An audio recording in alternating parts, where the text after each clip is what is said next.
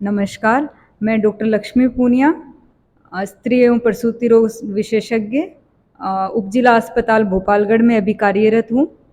आज हम बात करेंगे आज हम बात करेंगे महिलाओं को गर्भधारण के दौरान होने वाली समस्याओं के बारे में और गर्भावस्था में जो दिक्कतें आती हैं उनके बारे में। पहली चीज़ है, आजकल जो खान-पान चेंज हो गया है उसकी वजह से काफ़ी महिलाओं को गर्भधारण करने में समस्याएँ आ रही हैं और गर्भधारण होने के बाद उसके बाद भी महिलाओं को पूर्णतः जानकारी नहीं होती कि उनको कौन-सी जाँचें करानी चाहिए, क्या खान-पान खाना चाहिए। तो आज हम उसी विषय में चर्चा करेंगे। सबसे पहली चीज़ है, अगर आपका सुरक्षित गर्भधारण हुआ है, तो आप जितना जल्दी हो सके हॉस्पिटल में जाके अपनी जाँचें वग़ैरह कराएँ। खान-पान के अंदर आप विशेष तौर से ध्यान रखें, हरी सब्जियाँ खाएँ, फल-फ्रूट खाएँ, आयरन वाली चीज़ें ज़्यादा खाएँ, जैसे ड्राई फ्रूट्स, वो अगर आप खा सकते हैं तो वो खाएँ। इसके अलावा दूध ज़्यादा पिएँ, प्रोटीन वाली ज़्यादा चीज़ें जो हैं वो ज़्यादा मात्रा में लें। इससे जो होता है शिशु और माता दोनों के लिए ही अच्छा रहता है, क्योंकि शिशु के विकास के लिए माँ के शरीर में एक्स्ट्रा एनर्जी की ज़रूरत होती है, जो कि उसको खान-पान से उपलब्ध होती है। दूसरी चीज़ आती है दवाइयाँ। दवाइयाँ आयरन और कैल्शियम की प्रेगनेंसी के दौरान ज़रूरी होती हैं। आप कितना भी अच्छा खान-पान कर लो, लेकिन जो शरीर में आयरन की पूर्ति होती है बच्चे के, वो आयरन की गोलियों की ज़रूरत पड़ती ही है उसमें, क्योंकि खान-पान के बाद भी बच्चे को पूरी पूर्ति करने के लिए दवाई की ज़रूरत होती है। इसलिए आप हर महीने चेकअप के लिए अस्पताल ज़रूर जाएँ। दूसरी चीज़ आती है कि गर्भावस्था के दौरान आपको अपना ब्लड प्रेशर, वज़न, ये रेगुलरली नपवाना चाहिए।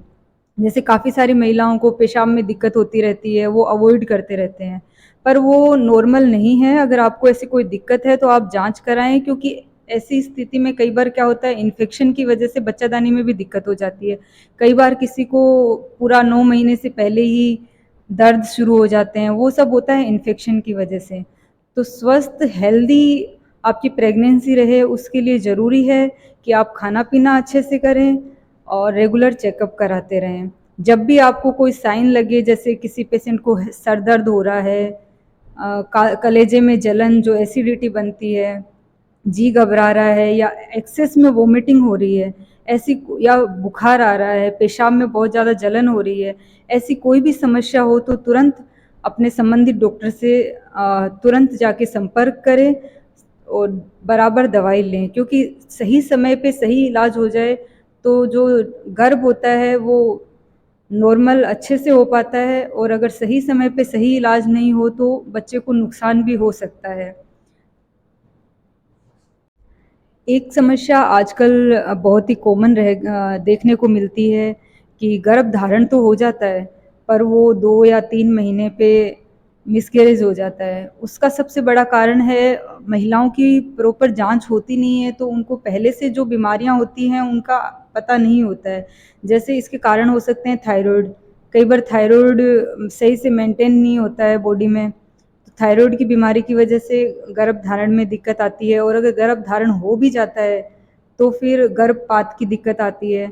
दूसरी चीज़ होती है महिलाओं की जो बच्चेदानी होती है। महिलाओं की बच्चेदानी में बच्चे को धारण करने की क्षमता, कुछ महिलाओं की बच्चेदानी कमज़ोर होती है, तो वो उसको गर्भधारण में दिक्कत आती है, तो वो 3 या 4 महीने का जब प्रसव होता है उसके बाद उसका गर्भपात हो जाता है। ऐसी स्थिति में आपको ये करना है कि आपको जैसे ही पता चले कि गर्भधारण हुआ है, तो तुरंत आप अपने संबंधित डॉक्टर को चेक करवाएँ, ताकि आपको पता चल सके कि भई आपको ऐसी कोई पहले से कोई थायरॉइड की, शुगर की या फिर अधिक रक्तचाप की कोई बीमारी तो नहीं है।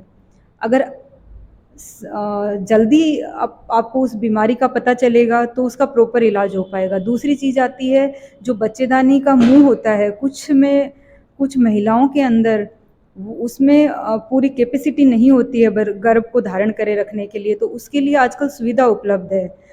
उनमें बच्चेदानी के मुँह पे टाँके लग जाते हैं, जिसकी वजह से गर्भ जो है अच्छे से 9 महीने तक उसमें पलता है, और जब डिलीवरी का टाइम होता है तब वो टाँके हटा दिए जाते हैं। तो नॉर्मली मेडिकल चेकअप रेगुलर नहीं होने की वजह से ये महिलाओं को समस्या रहती है क्योंकि अभी फ़िलहाल जो खान-पान है उसकी वजह से महिलाओं को पीसीओडी की बीमारी हो रही है, थायरॉइड की बीमारी हो रही है, हाई बीपी की बीमारी हो रही है, शुगर की बीमारी हो रही है। इनका गर्भधारण से पहले या गर्भधारण के तुरंत बाद जितना जल्दी इनका पता चलता है उतना ही सही इनका इलाज हो पाता है। तो मेरा निवेदन सभी महिलाओं से यही है, जैसे ही आपको गर्भधारण का पता चले आप तुरंत अपने डॉक्टर से परामर्श करें। जो भी संबंधित खून जाँच है, पेशाब जाँच है, सोनोग्राफ़ी है, वो सब राजकीय अस्पताल में उपलब्ध होती हैं। वो सब टाइम से करवाएँ, रेगुलर चेकअप करवाएँ, महीने-महीने चेकअप के लिए आएँ, आयरन, कैल्शियम की गोलियाँ बराबर खाएँ। ठीक एक चीज़ देखी गई है कि जैसे महिलाएँ होती हैं, उन्हें अपने बच्चे के घूमने का ध्यान रखना है, नहीं रखना है, उस बारे में जानकारी नहीं होती है। तो मैं उन सभी महिलाओं को बताना चाहूँगी, जैसे ही आपका बच्चा 5-6 महीने का हो जाता है, तो गर्भ में पता चलने लगता है कि बच्चा घूम रहा है या नहीं। तो आप आवश्यक रूप से इस बात की जानकारी रखें, कम से कम दिन में 10 बार आपका बच्चा घूमना चाहिए। जैसे ही आपको लगे बच्चा बराबर नहीं घूम रहा है, तो आप तुरंत डॉक्टर से संपर्क करें। इसके अलावा गर्भावस्था के दौरान कभी भी मरीज़ को नीचे से पानी छूट जाए या किसी भी तरह का कोई डिस्चार्ज आए तो तुरंत डॉक्टर से संपर्क करना चाहिए। इसके अलावा भी हमेशा खाने-पीने का ध्यान रखें, कोई भी समस्या हो तो तुरंत डॉक्टर से संपर्क करें, घर में ना बैठे रहें। जैसे कुछ महिलाओं के हाथ-पाँव में स्वेलिंग आने लगती है, सूजन आने लगता है, किंतु वो उसे अवॉइड करते रहते हैं और घर पे बैठे रहते हैं। खून की कई बार क्या होता है शरीर में खून की कमी की वजह से या रक्तचाप अधिक होने की वजह से ऐसी समस्या आ जाती है। तो इन सभी समस्याओं का पूरा इलाज संभव है। तो अगर आप सही टाइम पे डॉक्टर से संपर्क करेंगे तो आपको सही इलाज मिलेगा। तो ऐसी कोई भी समस्या होए तो मेरी सभी बहनों और माताओं से एक ही निवेदन है कि किसी भी तरह की कोई भी समस्या हो तो अपने डॉक्टर से संपर्क करें, खान-पान का पूरा ध्यान रखें, जितना हो सके आप दूध पिएँ, प्रोटीन वाली चीज़ें खाएँ, दाल खाएँ खाने में, दाल वाली चीज़ें बढ़ाएँ, ज़्यादा शुगर वाली चीज़ें अवॉइड करें, प्रोटीन वाली चीज़ें अच्छे से खाएँ, कैल्शियम, आयरन जिसमें हो, हरी सब्जियाँ ज़्यादा खाएँ और अपने बच्चे के घूमने का ध्यान रखें।